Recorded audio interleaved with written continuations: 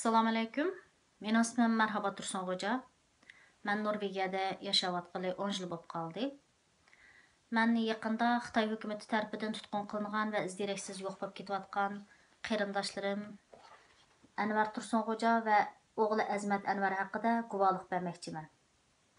Akam Anvar Tursunxo'ja 1969 yil 1-oyning 25 kuni G'o'l shahrida tug'ilgan. Oğlu Azmat Anvar 1994 yıl 6-ayning 10 kuni G'o'l shahrida tug'ilgan. Yaqinda olgan ishonchli xabarlarimizga qaraganda, akam Anvar Tursunxo'ja va o'g'li Azmat Anvarlarning 2018 yili 1-oydan e'tiboran Xitoy turmusida yetayotganligi ma'lum bo'ldi. Bularningki Xitoy hukumati uchun bo'lgan cho'ng jinoyatlardan biri akam o'z farzandini Turkiyada o'qitganligi uchun ve həcc fəaliyyətini 1999 yılı ada qılğanlığı üçün. Yana sayat qılıb chet elga chiqqanligi üçün. Ve yana Türkiyədə ticari işlər bilan shug'ullanganligi üçün bugungi bu yomon ahvolga tushib qolgan.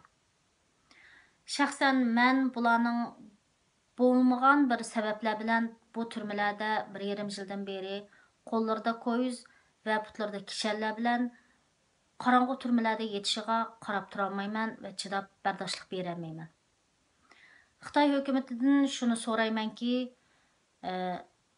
agar o'z farzandini chet elda o'qitish, chet ellarga sayohat qilish, haj faoliyatini ado qilish va Turkiyada tijoriy ishlar bilan shug'ullanish jinoyat hisoblanadigan bo'lsa, dunyoning har qaysi joylarida har xil sohalar bilan, har xil ijtimoiy faoliyatlar bilan shug'ullanayotgan Xitoy xalqi nima uchun turmalarga tashlanmasdan yana kelib oz sonli millatlar vatanimizdagi Uyg'ur, O'zbek, Qozoq va Qirg'iz bu millatlar kelib turmalarga tashlandi?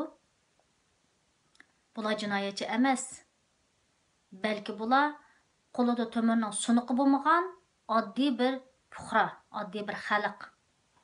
Xitoy hukumatidan shuni qattiq talab qilish bilan birga so'raymanki, qarindishim, ya'ni akam Anvar Tursunxo'ja va o'g'li Azmat Anvarlarning tezdan qo'yib berilishini, hurlik va erkinligini qo'lga berishlarini qattiq talab qilaman.